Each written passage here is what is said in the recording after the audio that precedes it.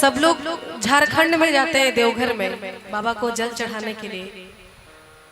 तो वही जाने की बात हो रही है। एक भक्त बड़े प्यार से बाबा से विनती करे कि बाबा अपनी नगरी में लेके चलिए।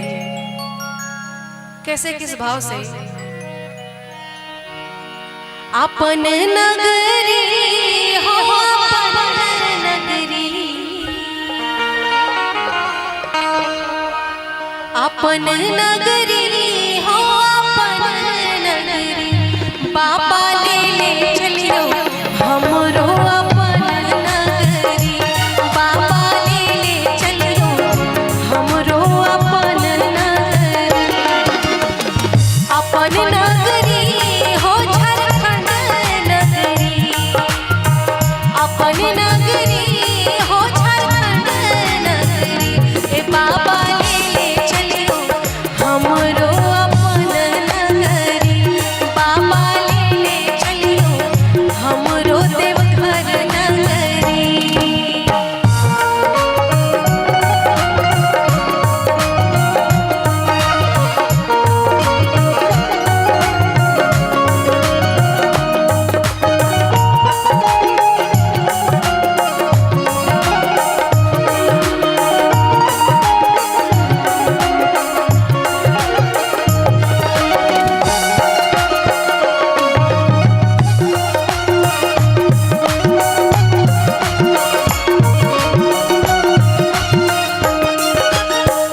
अंगना बहारब बाबा घरवा बहारब,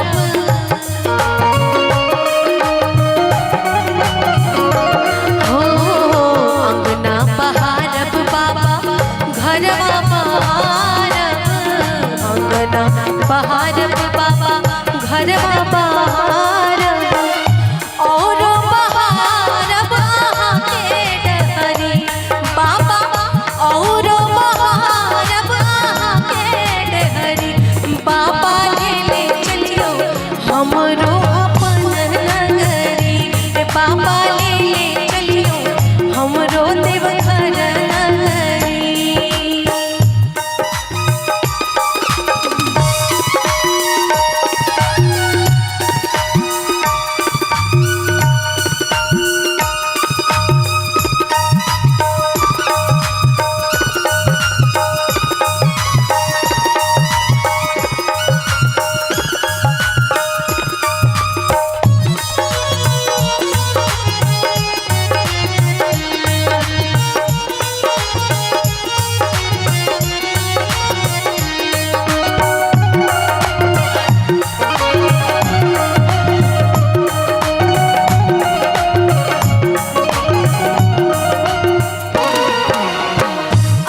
के नगर में बाबा गंगा नहाएब,